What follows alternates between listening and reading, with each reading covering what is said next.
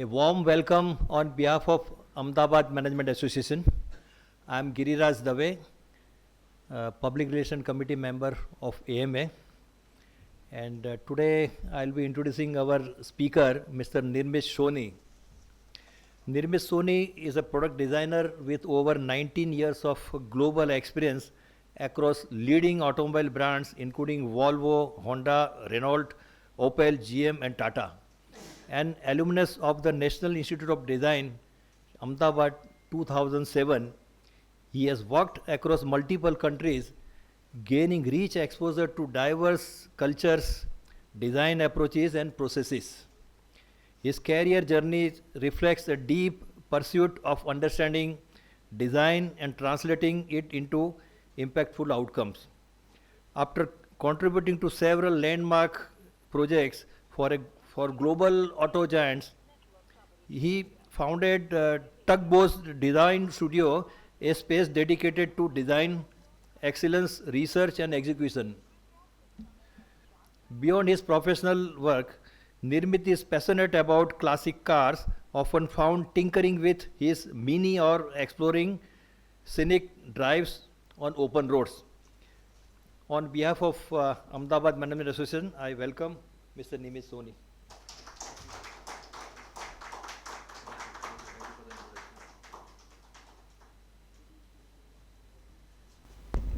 Good evening to all of you. On behalf of ADI Ahmedabad, we have great pleasure in welcoming you to Design Talks. We are a few in number right now, but for us it's a very encouraging and positive beginning. And the whole context of Design Talks that ADI Ahmedabad has conceived with AMA, the whole purpose of the introducing Design Talks is that Ahmedabad is becoming one of the major hubs of design. And as you would know, we have students from Nirma, we have students from NID coming in and all of that. We have about 8+ design institutions, including NID, NIFT and all of that.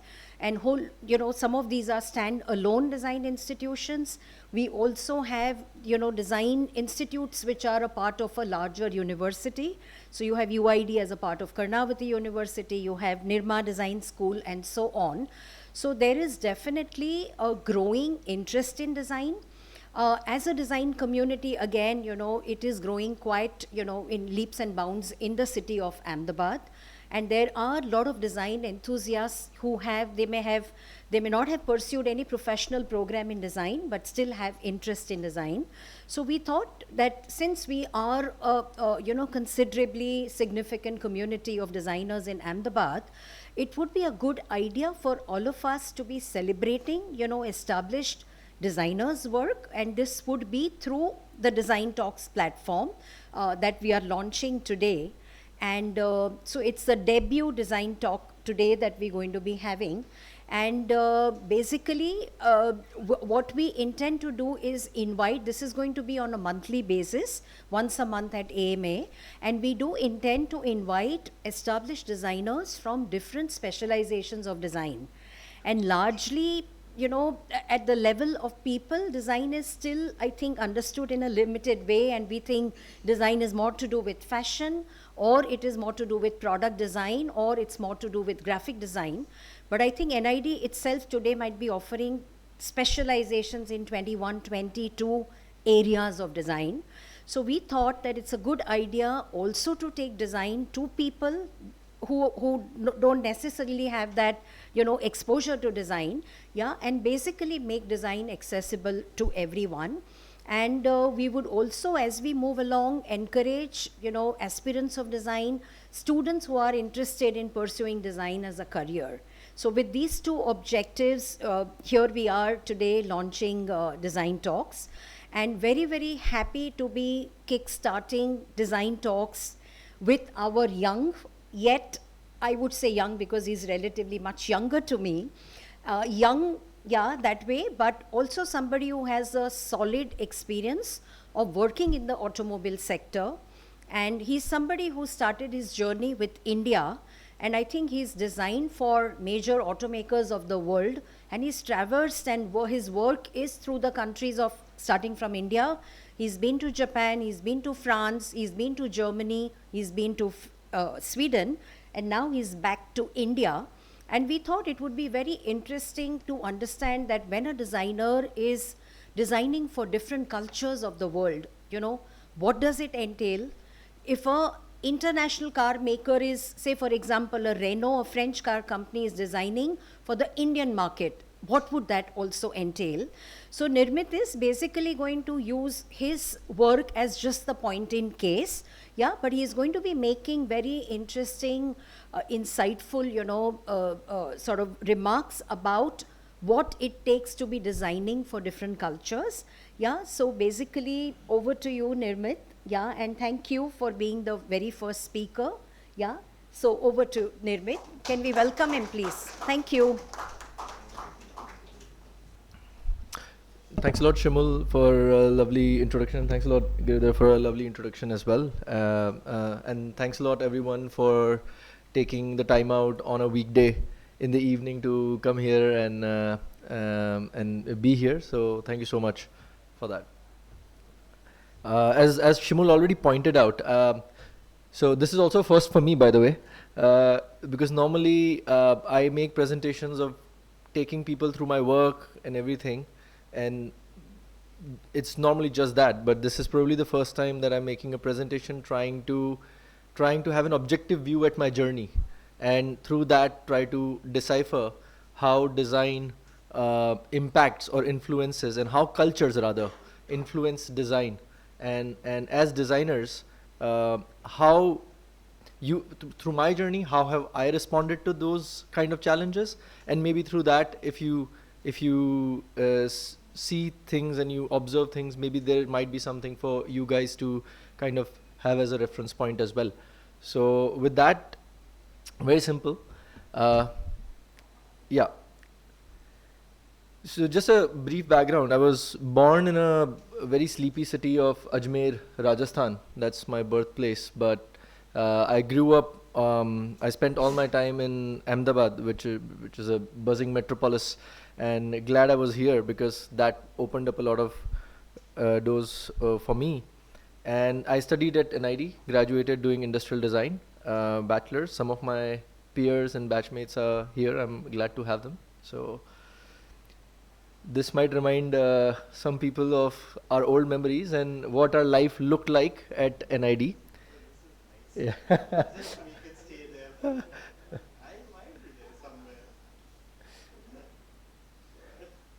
So this just shows that so already growing up in Ahmedabad or coming from Ajmer, India was fairly conservative at that point. You know, nobody knew about design or anything. So already getting into NID and coming for the first time, meeting people from different parts of India already broadened our horizon. And you know, this is a small collage of what our life looked like. You know, that was the best phone I had at that point, which had like 200 ringtones in it and a 2 megapixel camera, and the world has moved on quite far from those days. So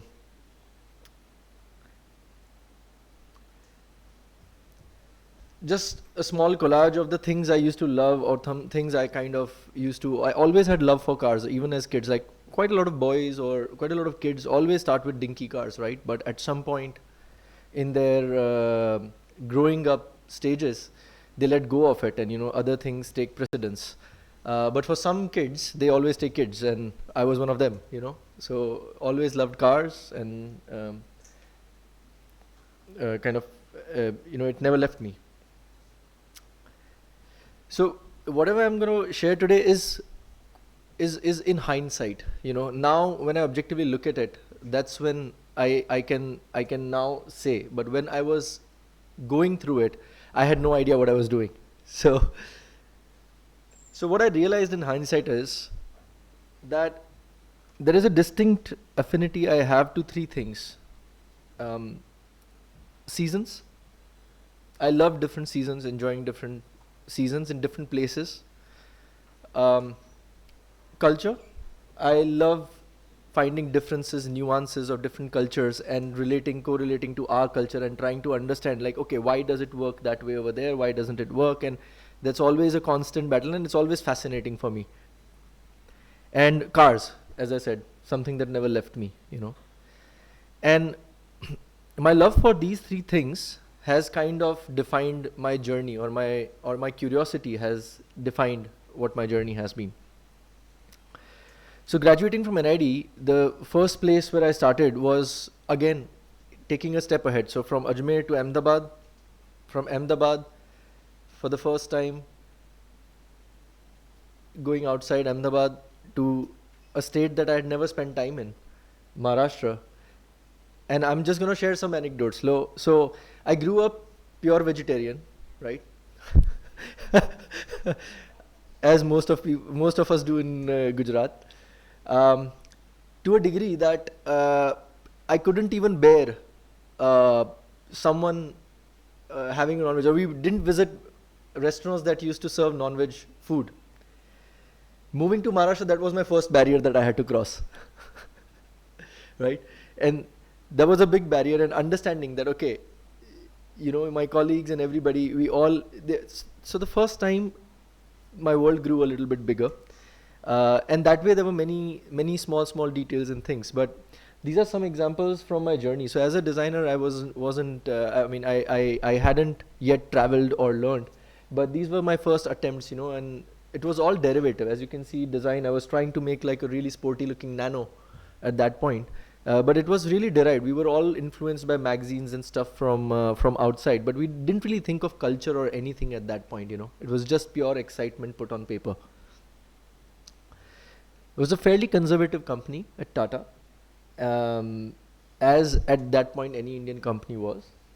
And we had small pockets or areas where we could exercise, some exciting stuff, and some of the ideas, some of the projects that I did there, which I had the opportunity to. But as soon as I got the opportunity to go out, and I was always looking out, like I had to broaden myself more. And I lucked out and I landed an opportunity, and I got a job offer at Honda, in Honda Advanced Design in Japan. So the first thing that came to mind was, of course, excitement. I've always been excited, but excitement is equally complemented by fear, right? You never know, you're too young. You're what 22, 23 or something like that. No, it was older. Yeah, slightly older. In a country that you never knew. So in my memory, Japan was always very high up geographically, right? If this is India, for me, Japan was somewhere over there in my mind. So traveling does one more thing. When you actually go to the places, you had notions about those places and cultures and stuff like that, but when you go there, you realize that what it actually is. And then you realize that Tokyo is actually pretty much in line with New Delhi. It's not really up there, it's right there. And the summers over there are as humid as Bombay or Mumbai, sorry. So the first thing, when I landed in Japan, the first shock that I got was first the cost shock. Everything was super expensive, like in multiples, right? Something that you cannot digest, and that results in you, first of all, kind of restraining yourself. You kind of contain yourself and don't go out, and you're not really, you don't live as freely as you do when you're in your own home. But slowly, steadily, you get comfortable, you understand the systems, you understand everything, and you start understanding the hidden sort of fabric and lines. So something that I picked from Japan and understood about the culture, everybody's heard this word ikigai, and how it kind of, where it comes from, that's quite interesting. Why is Japanese culture the way it is? What is it, first of all? Identifying it. So over the years I realized that cultures are built from three more factors, but let's say 3 broad factors. One is topography, that impacts the nature. Then there is topography is related to climate and everything. Your constraints, what do you have over there, what kind of resources you have, stuff like that. And of course your history. So how does tradition build up, what events happen and everything. So again, from the season culture cars perspective, something I realized about Japan was that Japan is one of the few countries which has a very contrasting culture. It's like the past and the future is coexisting together.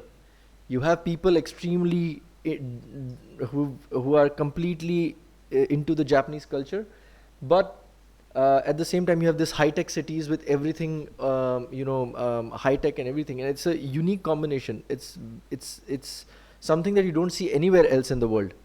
Even if you go next door to Korea, you see that they are getting quite westernized, right? But whereas Japan is quite different. Now I try to understand why is it the way it is. And then I realized something quite interesting. Said, whenever you have an island country, and especially something which has a topography, it's surrounded by islands and there are natural calamities and everything. So there is a lot of, you become an inward looking sort of community. And that's why there is so much of spirituality in Japan, and they kind of, that transcends into ikigai. So they kind of focus on trying to perfect whatever they do. They try to look inwards, and they have a very different approach or different outlook towards everything else. Over the years, because of the history of Japan, culturally honor became a very important thing as a driving force in Japan. So everything represented honor. So if you are a craftsman, the ikigai principle applied over there. If you're not enjoying, if you're not trying to make it the best you can, then you can't be proud of it, right? It's a loss in your honor. And that's why the conditions over there and everything, the constraints, the space constraints, if you look at Tokyo, I mean, you have things wherein you don't have spaces for cars to park. So something interesting is in Tokyo, if you have to buy a car, you first have to get a license to prove that you have the space to park it. And based on the size of the space that you have the options open, that those are the kind of sizes of cars you can buy. And those kind of constraints kind of led to the K car, right? I don't know how many of you know what a K car is, right? Yeah. So this really compact footprint. So now if you observe that car, this is what a K car roughly looks like. It's a very, very highly optimized design, right? So why does it look the way it does? First thing, constraints for sure, space, everything. The second thing is the culture. So Japanese culture is a spiritual culture, it's a family-oriented culture, and also a culture that they like to enjoy seasons, they like to enjoy different moments. And that's why you don't have in the same footprint a sports car or anything, rather you have something that is maximizing space inside, that people can use, that people can have versatility to be able to do different things. And yet, because of their miniature and their culture and everything, you have a proportion that is distinctly Japanese. If I were to put this car in India or anywhere else, people might not understand it, because they don't have the background of the cultural or the history or why they have reached over there. So while I was there,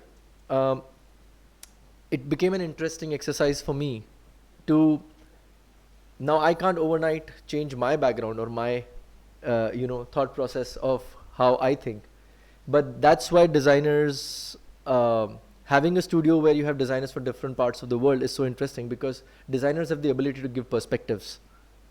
And so this was my take, and why I was hired was to give a perspective of what is my perspective of Japanese design, and in return to learn and imbibe nuances of their design and incorporate it into my, and add to my repertoire and learn from that. So as you can see, some of the concepts we were doing, some advanced design concepts, really high tech, futuristic stuff. But if you can see on the left, I have not forgotten our humble rickshaw, right?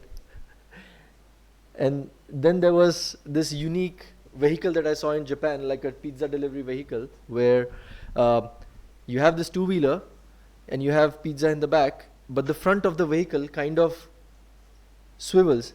And it's because Japan has, of course, very mountainous and kind of terrain and very winding roads, and they have to be fast. So the cities are kind of intertwined in a way where you have mountain, sea, everything at the same time together. So this was an example of kind of trying to bring in a little bit of India, take a little bit of Japan, and try to experiment and see what is the kind of product we can. Based on that same ideology, some examples. These are recently, I have kind of updated them with a little bit of AI help and stuff like that, but some of the projects, old sketches and stuff that, so this shows from Tata, where I was doing these conservative cars, buses and trucks, and suddenly I am in a culture where I'm trying to interpret this compactness that I need to address, you know, the tightness, and yet this Japanese culture or design feeling to find something new, right? After my stint in Japan, where I experienced everything, the earthquake, the big one, I had a baby and whatnot, it was time to move, and I didn't move to France actually. I did spend a decent time amount in France, but actually I moved to a French company, Renault, and but I was based in India. So I was based in India, but we were going there for a few months, working on projects and coming back. But it was an interesting opportunity for me to learn about a new culture, understand about a new culture, and try to interpret what design means for them. So the going word in France is joie de vivre, or sometimes French also, when they make mistakes, say c'est la vie. So something interesting you find is that everything revolves around life in France. Everything. So every moment, everything, they like to absorb as much juice as they can from life, which is representative in their culture. So you have walkways, but you have benches. It's pretty interesting how many benches you have. Why? Because the whole city, they believe in enjoying and looking around. You have cafes where you sit in the cafe and the seats are facing towards the road. Have you noticed? If anybody has been to France, you don't find that anywhere else apart from Paris, or in some places which are trying to imitate Paris. Food is very central to their culture. You know, they are very proud of their food. They think that it's really very, you know, they are very focused on art, elegance, expression. Because if you see the history of France, of how it was formed and everything, I might be factually incorrect in some places, so take it with a pinch of salt.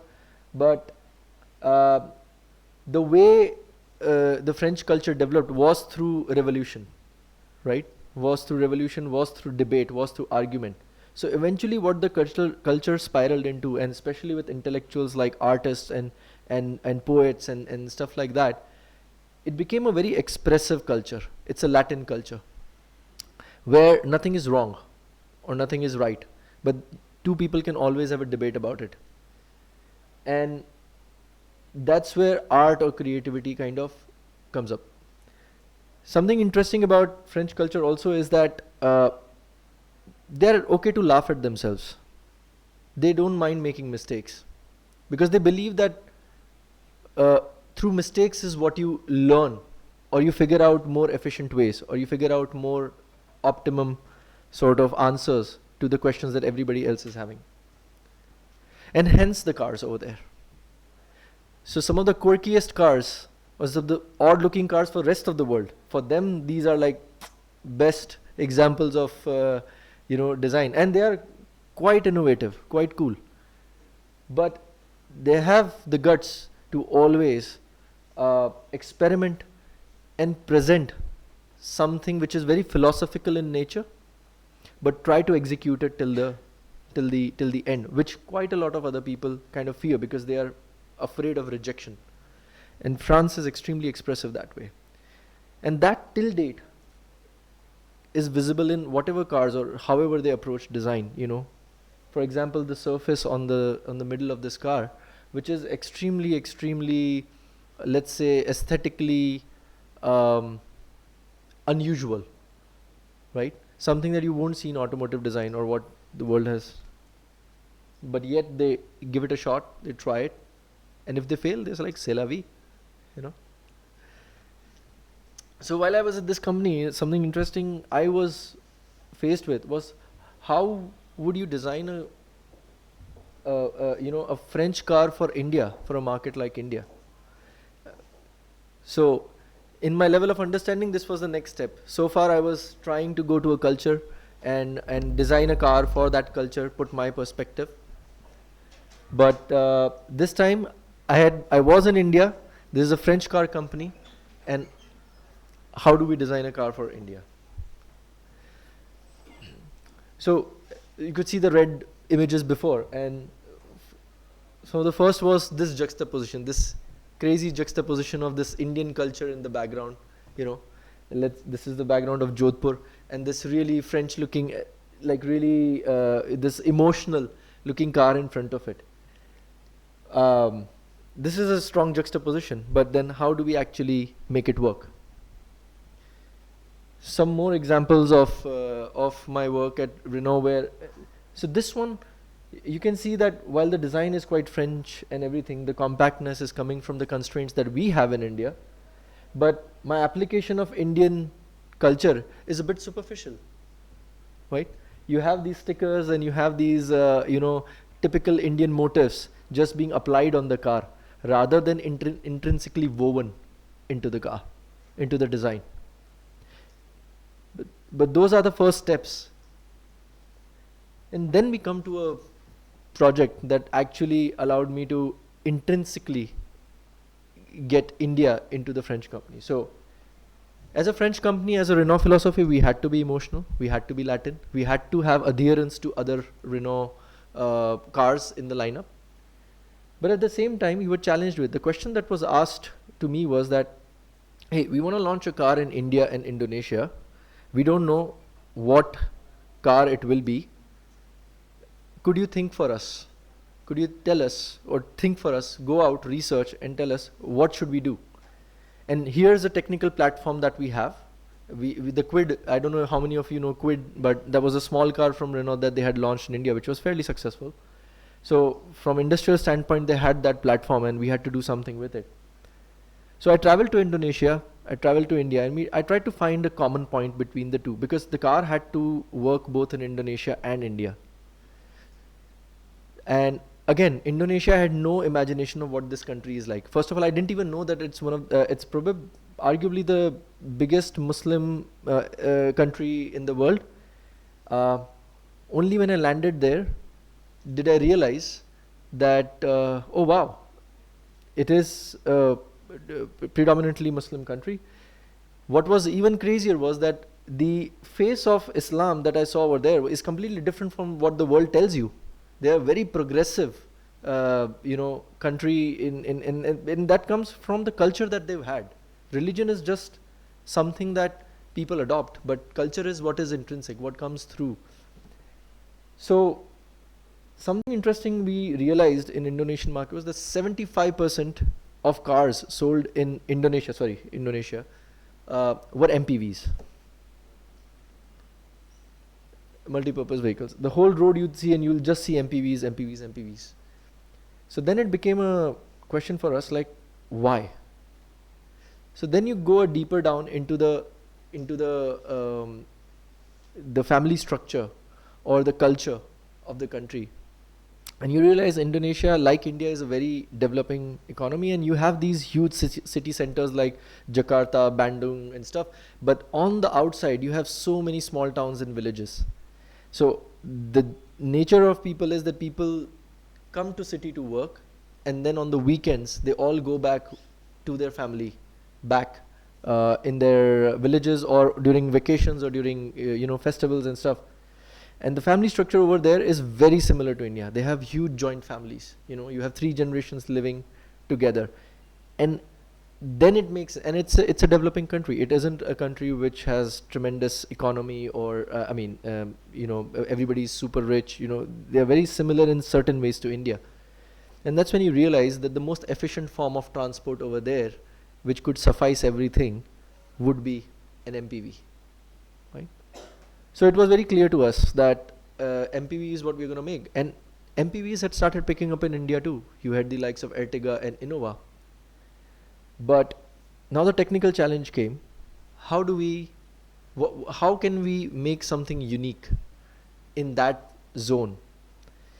So India has this unique category of 4-meter cars. How many have you seen Swift Desire and Honda Amaze and stuff, which are these really, boxed up small cars, which only exist in India? And that's because of the excise duty and the governmental kind of policies and stuff that reward companies who are reducing their footprint, on the 4 meters. And that's to do with our situation. We are a country which is under stress because we are such a huge population. We are growing. We are like a teenager. We are having our growth spurt in a way as a country.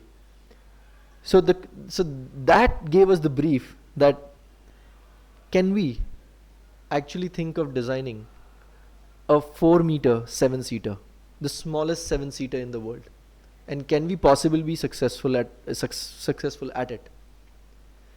And that's where the French aspect of the company stood up. We made the first proportion models to kind of sell the concept, and we presented it to the management and said, hey, we think that this could be an interesting thing that could work in Indonesia and in India, and nobody's done it before. What do you think?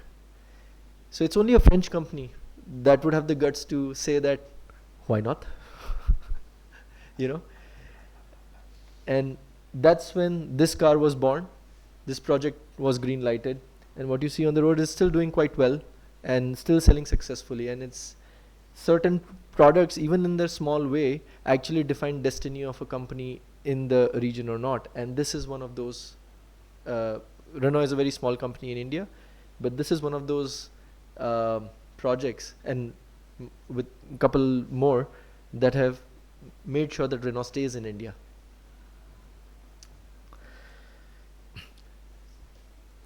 So after this experience, I had a very strong urge that I had spent time in France, but something I didn't tell right in the beginning, which I forgot to tell you guys, is that, again, in hindsight, I realized that somehow when I graduated, I used to think that I don't want to travel. I don't want to visit places. I want to live there. Because visiting is very superficial. You go there, you get a stamp on your passport, you come back. But living, absorbing things is extremely important for a designer to add a layer to himself or herself. So right at this point, I had this urge that, no, I want to go to Europe, of course driven by the fact that the best car design was, or the car design that is considered as the best was happening over there, the processes over there. The fact that in India the processes weren't developed, we were doing very, very simple stuff. Now it's much better. We have global processes, but at that point we didn't have access to the best tools like clay and stuff. So that kind of curiosity urge took me to Germany, where I spent close to 5 or 6 years. So the wording that goes in Germany is Ordnung muss sein. What it means is that there must be order, right? So I don't know how many of you guys will agree with this, but the first things that come to mind when you think of Germany is precision, its robustness, its solidity, its reliability, and rules. So something interesting, an interesting story I'll share, a small story I'll share with you. So can anyone guess what's the first word that I learnt in German?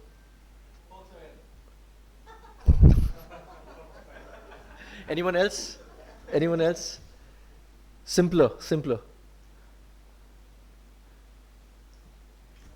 No. Sorry, what did you say? Hitler. That I knew. I didn't learn it.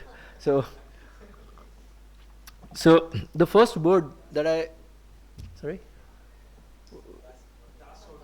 Das Auto. The first word that I learnt in German was Schlüsseldienst. Does anyone know what Schlüsseldienst? Anybody has any German knowledge or anything? No? No, not Schadenfreude. It's Schlüsseldienst. Yeah. So Schlüsseldienst literally means the key maker. So how do you identify differences? So when I got hired in German company, it was a blind hiring. So I hadn't visited there for an interview or anything. They liked my work. We had an interview on this thing, and I had a reference and stuff. And then they said like, no, we like you. We want to have you sign it. So I said, cool, great, and let's go. So literally, the day I landed in Germany for my job was my first day in Germany, right? And now you have ChatGPT, you have Google, you have tons. But I was a little free at that time. I didn't really care about doing some research or much of research or anything, or just broad research. So I landed there in Germany.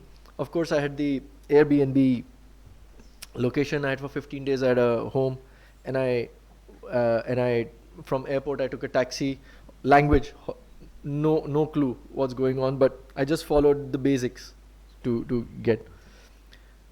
Went home. First time was doing it was cold. It was a wind. It was cold. It was December, right? Quaint, super silent, and it was a Sunday. It was a Sunday. So went home. I reached in the morning, freshened up everything.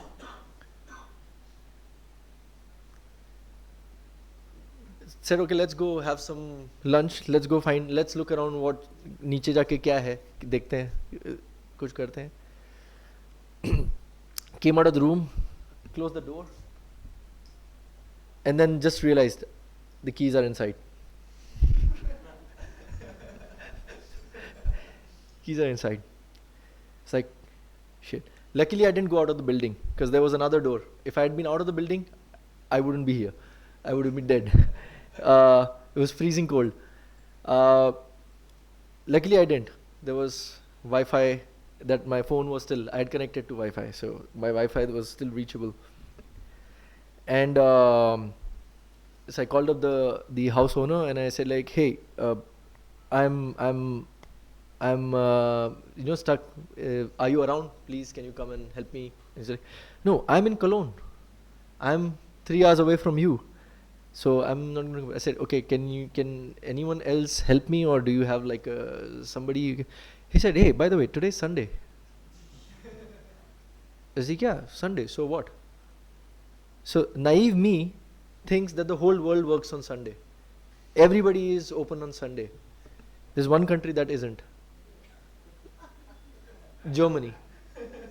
One country that isn't open is Germany. And I am stuck outside on a Sunday afternoon, first day, you think. So then I called him. I said, okay, how do we get out of this situation?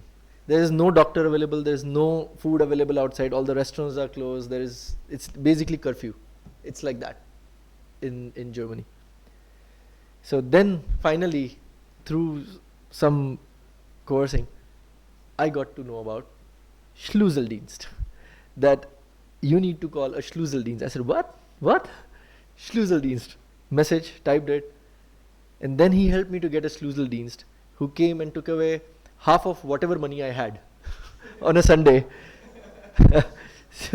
So it was a big learning. But what I learned also is that Germany is all about planning. If you can plan yourself, if you can organize yourself, everything is going to be in order. So the underlying principle in Germany is all about reliability. They want a robust sort of system. Everything works. The trains come on time, the roads work, everything. And that is because of their history, you know.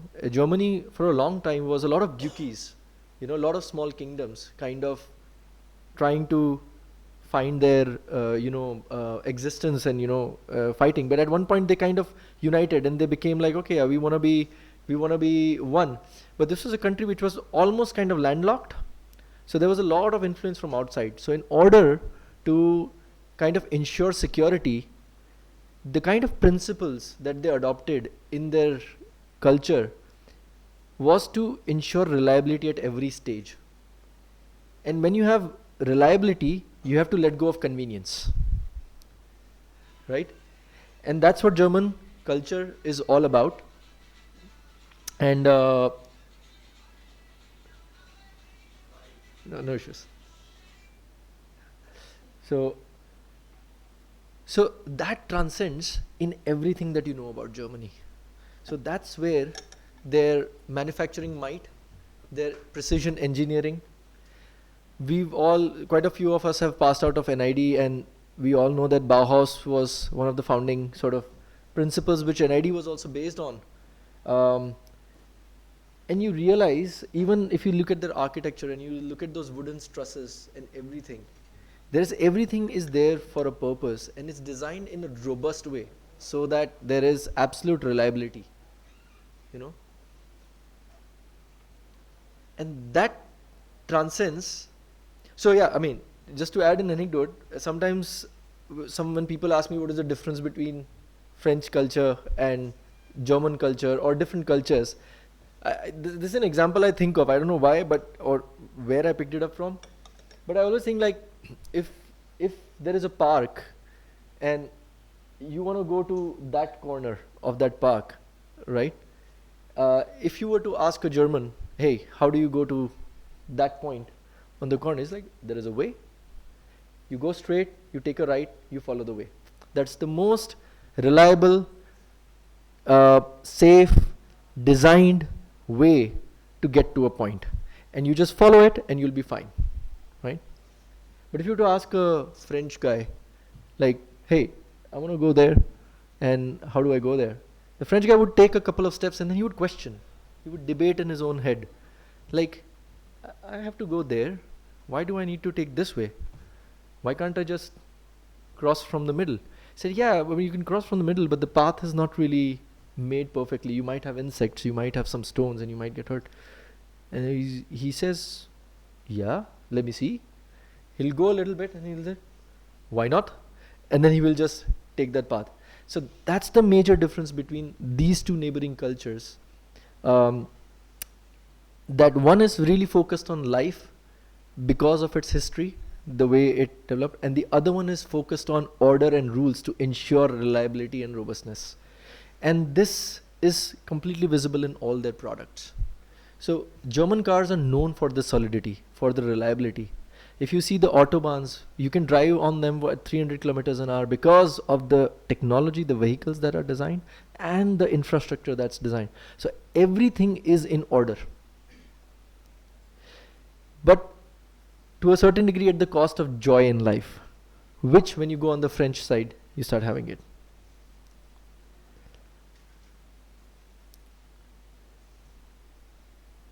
So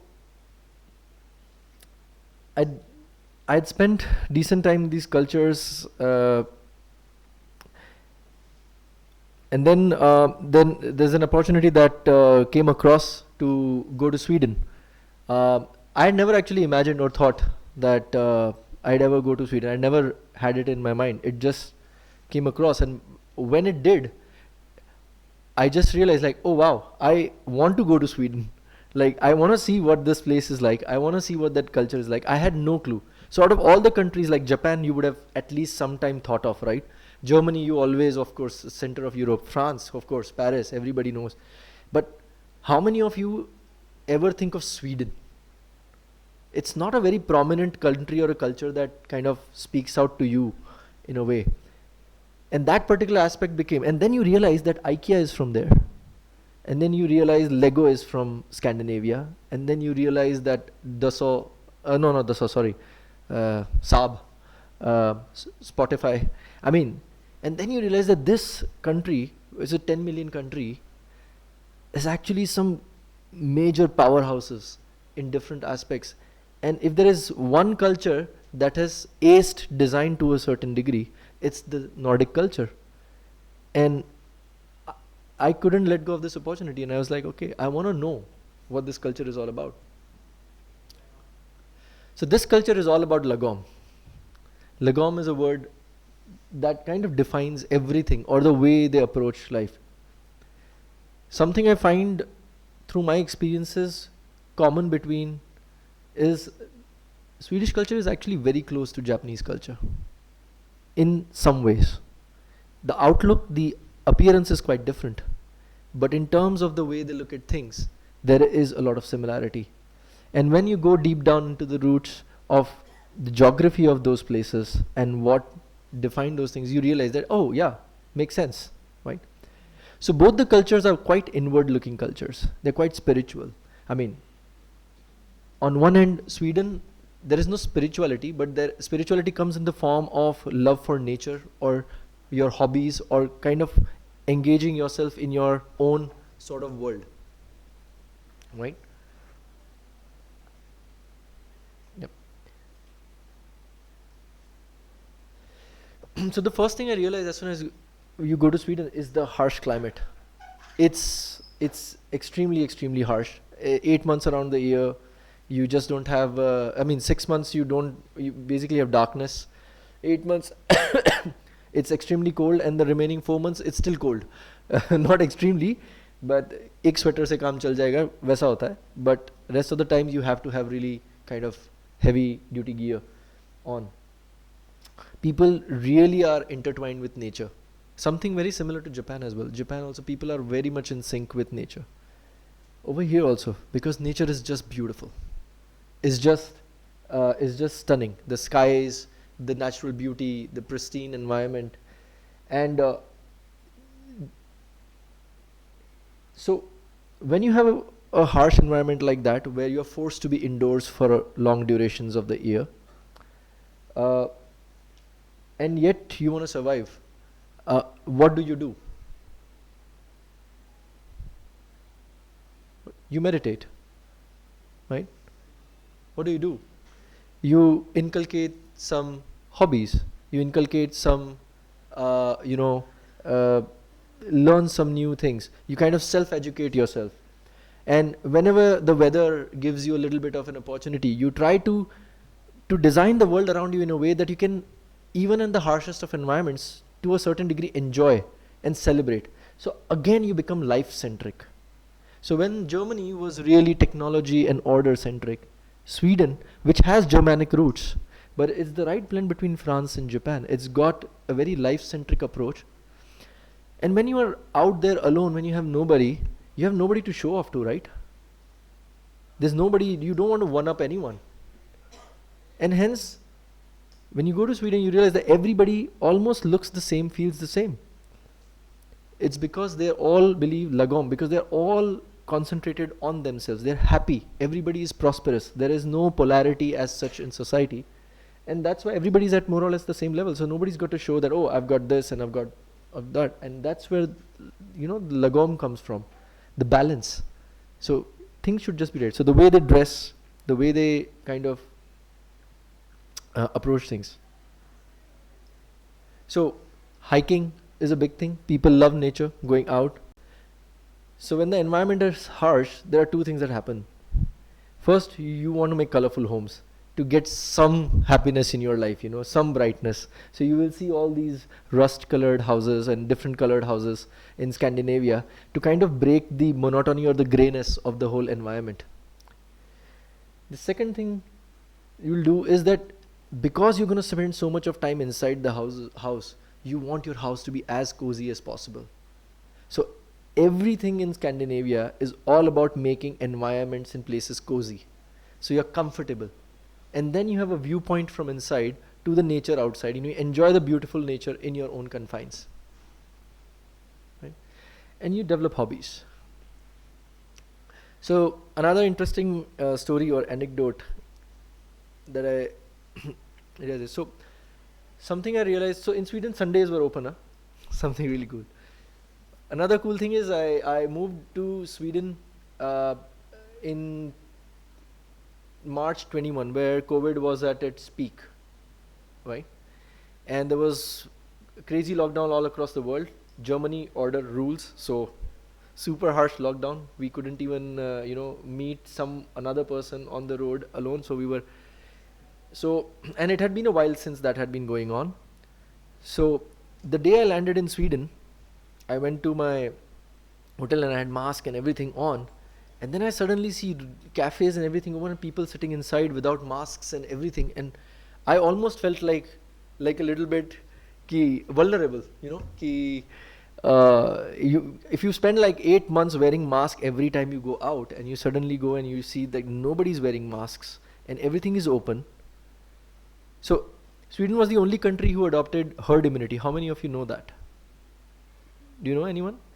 Yeah. So this is the only country that said that we are not going to compel people to wear masks. We can recommend it, but we're going to believe in herd immunity, that once people fall ill, overall the whole community will develop immunity towards COVID.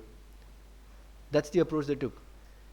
And why could they take that approach? Is because this culture, because of the way an inward looking culture, it was quite disciplined. And that's where again it draws parallels with Japan, where Japan is all about discipline, honor and everything. Sweden people are self-disciplined. They keep distance, they maintain distance, and they trust each other. That okay, nobody's gonna, be the odd one out and stuff like that. So interesting thing I realized when I was doing house searching in Sweden was that they have these open houses. So every weekend, all across the city, there are these houses, apartments, everything. They are nicely, beautifully interior decorated, like with all, like you'd go to a kitchen and you'll have a platform, you'll have a plat with like cheese lying on it, and you'll have like grapes, and you'll have, so they'll deck it up completely, really nicely. And this is an open house. So a lot of people come and to see these houses, to buy, to kind of, and then they all bid on it, which is a culture I've never seen anywhere else in the world. So most of the biggest time time pass for Swedish people, even if they're not doing, was on Sundays, on the weekends, to just go for these house visitings. So they'll take like 4 hours out, they'll book themselves on multiple houses on an app, and they'll just go and they'll just go house hunting. And the way the culture is, why this is happening is because there is a lot of house movement in Sweden. People keep changing their houses quite often because they spend some time at one place and then they want to have a different vantage point, because there's beauty all around. So sometimes you want to live by the coast, sometimes you want to live by a lake, sometimes you want to live, next to a small hill or something. So people move, and people love to decorate their homes because they their fireplaces and do that. So when you have a culture like this, of course when you're moving all your stuff. You're carrying and because it's a country which doesn't have labor available at all, for that matter, everything is self-service in Sweden. There is no customer service in Sweden, right? So there are 3 areas. One, you want to go outdoors with your family, you want to enjoy. You have to do everything yourself. You have hobbies like carpentry and everything to keep yourself busy during harsh seasons. You move homes quite often, so you wanna pack a lot of stuff inside it, and that gave rise to the station wagon. So the station wagon's shape came out of all these constraints, of all these things. So before I moved to Sweden, I didn't even know what this car is. I just knew it's a Volvo, but for me, it's like an extremely. I mean, how many of you guys like this car? You like it? Okay. Good. I love it now, but I didn't like it. I didn't understand it. Because in India, this would be considered like really boxy old car, and station wagon just don't work in India, right? But once I myself went through changing houses 3 times in a span of 3 years, right? Moving my stuff, this IKEA cabinet that I had to push through the back of a car and do it all alone. When I wanted to travel and go out camping, and when you go out, there are no hotels or anything, so you have to carry a lot of gear yourself. You have to carry food items. You have to carry, so you carry a lot more than you normally would. Right? So when I myself went through those kind of things, that's when I started understanding why this exists and why it works and why it is such a cool car. Right? So it's all about these interiors. So you go into the interior of the cars, you have these beautiful seats and buckets and leather, and materials are amazing, fine materials. So you want to stay inside. It makes you feel at home. And on the exterior, you have really simplistic lines, because one more interesting thing. The best landscapes or the best horizons I've seen are in Scandinavia, are in Sweden. So if you have a car design that cannot reflect those, you're wasting it. And that's why, this is my philosophy, maybe I'm wrong, but you have car design that just is right. It just fits into the environment. You have this really clean, it exudes a sense of solidity, safety. You want cars in Sweden, because it's a harsh environment, to be safe, to be solid, to be your trustworthy partner. Volvos are known to be the longest mileage cars. They are the most reliable cars in the world in terms of mileage, the number of kilometers. They last for years and years. And then if you see the design of those cars, it's the most simple, restrained. It's not excited, it's not pushing anything at any corner, and yet it is tasteful, beautifully executed, and a design masterpiece. So if you look at this car, it's a very simple, but when you look at this car, you just feel that it's solid. It's milled out of a block of aluminium, and that you'd be inside, you'd be safe. And that's why safety is the biggest USP for Volvo. Volvo always markets safety, because that's the most important thing for life. If there is no safety, there is no life. These are just some small shots from projects I did. And again, you see, there is expression. It isn't boring. You have these quite different looking lights, which are like Thor's hammer. We call it Thor's hammer, they're inspired. But this is because when you have these foggy nights and harsh environments, you need a distinct kind of identity that you can always identify. And same thing with Volvos. Volvos have vertical lights in the back. It's function. It's because you can see vertical lights from far distance. We call them Christmas tree lights. So you see how the topographical, climatic environments, the history, the culture, the way it grew up, the prosperity of a country impacts design, and how it kind of manifests itself into products. So, and with all of this, I think this journey, I almost had a homesick sort of feeling. I said, I've forgotten what India is or feels like. I don't know whether it's a positive thing or a negative thing, but something I took out of it is that maybe it's an opportunity for me to decipher my own culture, to decipher my own understanding, and to find out what is our language of design. And it's not just putting a paisley pattern on top of a thing. Is to intrinsically deep dive into our culture and to understand the nuances of it. And I'll tell you something already, and you guys probably already know, having gone to these few cultures, every time I visited, it was a singular culture. It was a singular culture. India isn't. India isn't. It truly isn't. Geography, language, culture, people, and it's probably the toughest country to design, especially cars for. It's so contrasting. You have constraints of costs, but at the same time you have aspirations. How do you bring those two things together? You cannot do away with boring products. You have to have excitement. At the same time, we don't like going overboard, like crazy overboard. You know, so my return to India, I mean, is not only to just kind of revisit my own culture, to kind of try to decipher it from a fresh perspective, from a unbiased perspective, and hopefully find something interesting in it, but also at the same time um have a vantage point here in India to be able to look at other cultures. And having learned how to learn a culture, it would be awesome to address many more cultures like this. Now that I know how you kind of, warm yourself up to a culture. So with this, I set up my design consultancy with a very distinct purpose. The motto is very simple. We want to design future with purpose, which is very important.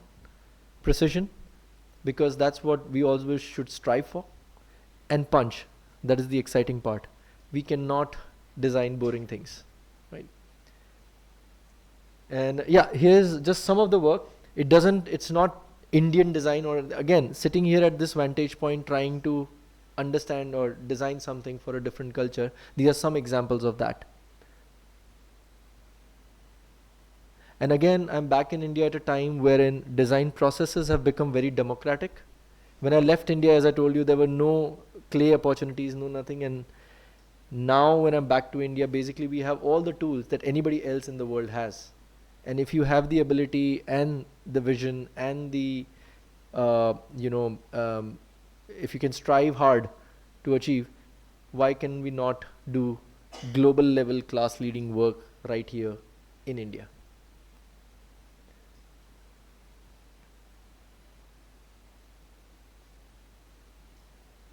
Yeah, this is just to end on this thing. This is a project I did as a mentorship with a student, Amol Satpute.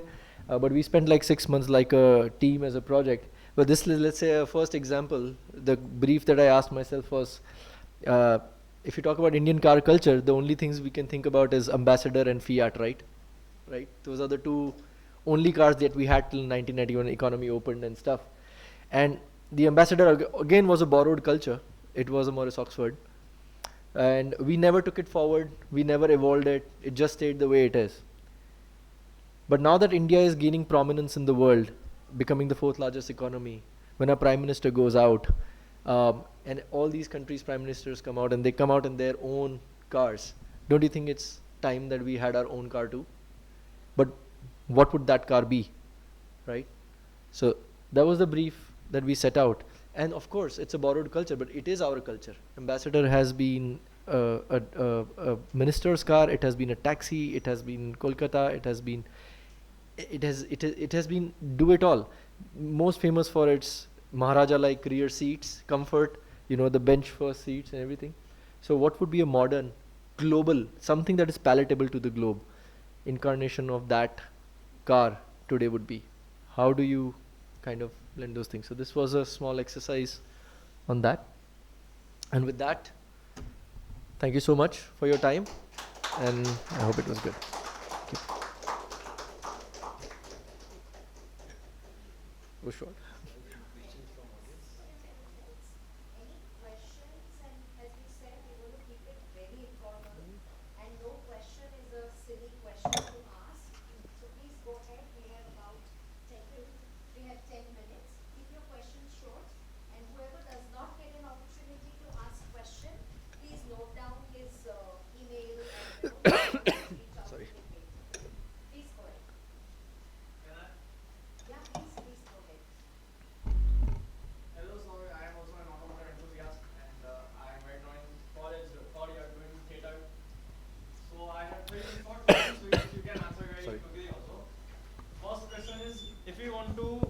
I don't need my boxes. If you are given just 1 to 2 words to define Indian culture, like it was Lego for Sweden and Ikigai for Japan, what would you like to say? I don't want to say something just because I have to say, but truly, Indian culture is very difficult to define in one word. I have an answer. What is it? Vasudha Kutumbam. Yes. Okay.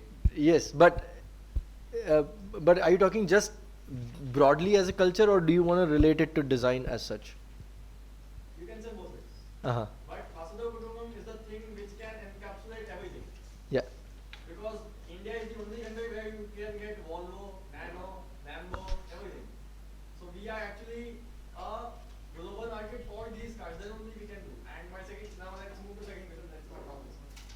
My second question is, after so much of experiential of living of global cross culture which you had, what did you get insight of India as an Indian? Like what did you understood of India as an Indian? Like after roaming the whole world as a globetrotter, what did you feel? As I said, I mean, I think what I learned about India is very complex as a country. So we are very demanding. We are very demanding. So I'm not sure if I can honestly kind of say in one sort of short way what India. It's basically, if you see, if you see geography, every 200-250 kilometers the language changes globally. If you are in Europe, you move from Germany to France, 400 kilometers, the language changes, culture changes. The same thing happens in India. India is basically a combination of multiple countries put in one country, right? This is what I think India is, and that's why you have so many languages, so many cultures. So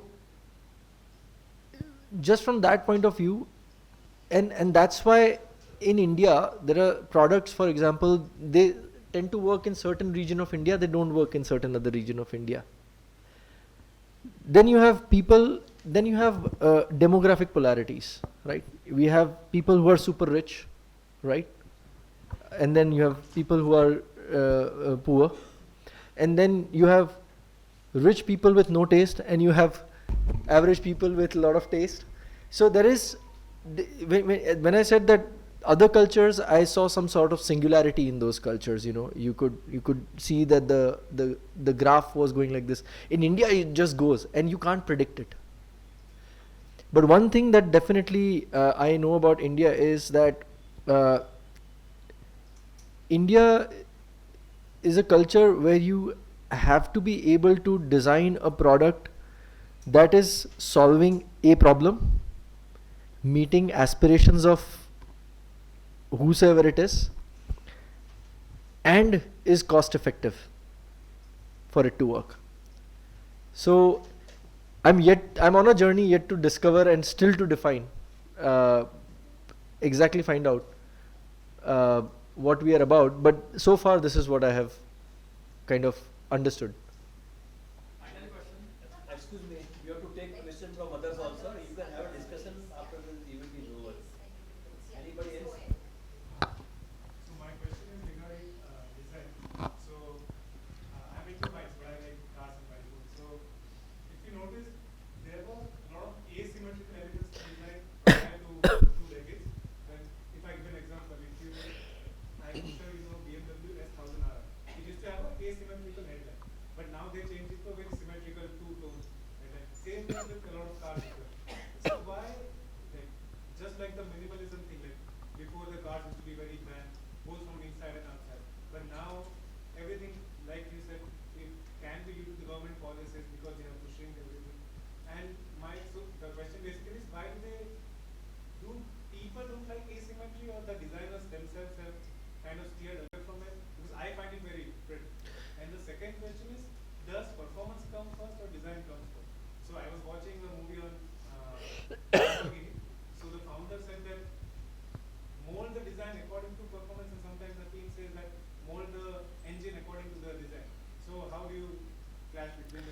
So the first question about asymmetry, I think asymmetry, like everything, is even right now there are companies that are exploring asymmetry, and it will be explored for all the time to come, especially in bikes. In cars maybe not, but in bikes, because bike is a very technical thing, and the bike customer who specially understands, you're talking about BMW S1000 RR, and when you get to that level, they understand that a bike is an assembly of technical elements, like, you know, really the emotion comes out of that assembly of technical elements. So but because when you want to go to a wider public, so only a person who understands that brand and bike and the history will understand that asymmetry, right? Or new people who want to get into that. But for a broader audience, whenever you're designing for a broader audience, symmetry is the safer way to go. So like most of the products you have today will be symmetric, but there will be a lot of experimentation on the side. There will be some always reserved for experimentation of asymmetry and stuff like that. So I think it's not going anywhere.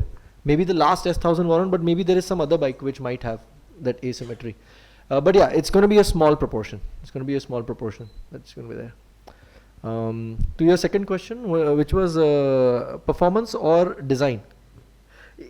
As I pointed out through my presentation, every particular project, company, its positioning and everything defines what takes precedence. So if you are in Ferrari, both performance and design take precedence, but they can't both take precedence, but I mean, it's that's one company where they have to be extremely high performing, but at the same time the design has to be top of the line. But they are working at such a high level that when a design has a crazy idea, the engineering is ready to give it their best shot to make it possible, and at the same time when engineering has a crazy idea, design is ready to kind of put a very aesthetic looking cover to it, right? But when you come to, for example, products that we have in India, this will kind of connect to what you were also asking earlier. So we have a lot of compromises here in India. The design sometimes doesn't take precedence. What takes precedence for us in India right now is economy, is value for money proposition, right? But that's changing now. That's changing now because the competition is increasing and design is slowly starting. But still, because of the culture and the requirements and the constraints that we have, performance of a vehicle in terms of economy will always be priority, right? Whereas in some other companies, for example in Volvo, safety is a priority. So if there was a design element designer made, but it was resulting in an engineering that was not adhering to the safety standards that Volvo internally had, Volvo would never go ahead with it. So the design of Volvo, if you see the front of it has this really flat sort of thing, is because there is a very big beam inside internally, an engineering beam inside the car, which is much more stronger than any other car company. They have these systems and radars and stuff. So they designed this special steel which is patented by them, which is called boron steel, which is the strongest steel in the world. So all the Volvos are made from boron steel, and that's the only company, and that's why Volvos are the safest and the strongest cars, both with internal systems. So over there, things like these happen, right? Yeah.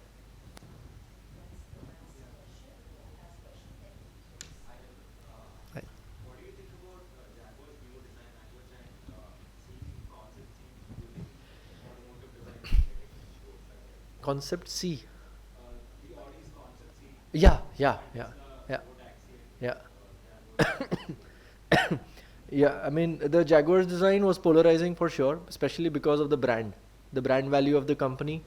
Jaguar never had a history of doing such a strong sort of. Jaguar was always about emotional. It's about volumes and it's about surfaces. It's got a lot of heritage and history intertwined into it. So Jaguar was in a very catch-22 situation, I feel, wherein they couldn't progress their design also because people believed it was a very heritage company, and when they tried to really break their mold, they struggled for people to accept them because they broke the mold so hard that people were like, no, this can't be a Jaguar, right? So Jaguar is a company which is struggling right now to figure out where do they belong, right? The second thing about that concept is that proportions is the key. So the Audi that they recently launched, there are two things that are going for it, working for it. Even though both the cars are very similar, and actually they are designed or under the leadership of the same guy who did the Jaguar, did the Audi, I think, Massimo Fresella, I think. So both, you can see the similarities in the execution of both the designs. But what makes the difference is, Audi has had a history of Bauhaus and very geometric and clean design, whereas Jaguar hasn't. Jaguar has always been about volumes and soft and beauty and voluptuous sort of surfaces. One is that. Second is that, so principally the design language adheres more to the Bauhaus and Audi principles from yesteryears. Second thing is proportions. So the Jaguar design, the proportions are too exaggerated, they are too big, and hence it's a struggle to understand or put it into or find an emotion that can connect to that car. It just becomes a showpiece. It's not something that you can emotionally connect with. I mean, you have a Mini over here on the board. So one thing that I always judge cars with is that if the design of a car invites you or tells you, hey, I want to sit in this or I want to drive in this, you're successful. And that's got a lot to do with proportions. If your proportions aren't right, you just don't feel like. You will just admire it, observe it, and you'll walk by. And that's what happened with Jaguar, and that's what didn't happen with Audi, because the proportions of the Audi TT were very true to the original proportions, or they were inviting, and you really wanted to go and sit in that car. So same execution but different outcomes. Yeah, one last question, as we discussed in the boardroom, if you can just brief the participants about automobile car designing as a career option, and also for the business point of view, we're looking at the Indian economy growing and lots of new models are coming up. Just say a few words about it. I mean, this is my perspective. But I think when I started out, car design was a very distinct field. It was automotive design was very defined. You were car stylists and you were sketching and you were doing this and everything. But you realize that the generation that's coming after me, like my daughter, might not actually drive a car ever. Right? Quite a lot of the youngsters, their whole so when we were growing up, cars took the center stage for us. We were excited. We didn't have any other kind of stimuli around to distract us, and we were focused. So what was the most exciting for us, especially us, or even somebody, men, women alike, when growing up, was to get your hands on a steering wheel and drive. That gave you a sense of like, I'm grown up and I'm power, and do that. But all that stimuli and everything is taken away by your screens nowadays. And you see the auto shows also declining now, because all the cars are released on screen and all the excitement and everything is kind of over here. So the future is looking quite different than what we car designers imagined it to be. So what's important, I feel, nowadays is to not think like a car designer and think like an industrial designer. Think like a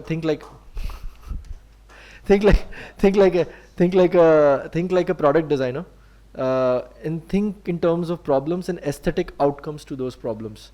And there still will be car design, there will be opportunities, but there will be less and less car design, in traditional terms, the car design. It will be more, we are doing projects and products for a certain market in a certain way. So, do that. Yep. Nirmit, traveling in trains together in 2002, I think it's wonderful. I think it's a great journey which I saw maybe for the first time. He used to be moving with sketchbooks filled with all sketches of cars, and wow man, so fantastic presentation. So thanks a lot for this wonderful journey, and also driving us through so many cultures and sharing us your knowledge, sharing us those moments of learnings. So I think wonderful. And thanks a lot everyone for being here. and also specifically AMA, because they brought this entire new thought of design talks for us. We did this design moments with AMA, and where we were trying to felicitate known designers, but this is something which is more informal in nature, where we have an opportunity to talk with specific field designers, and this would happen every month. And thank you AMA for this wonderful moment. And to the team of ADI, where Shimul takes the lead, and she's like, yes, we should do this, and we should have every month a designer talking to the community in general. It's not only design students, but also to Ahmedabad community. So yeah, thanks for joining us for this evening. Thanks to the team of AMA, and wonderful to listen to you. Yeah? Thank you.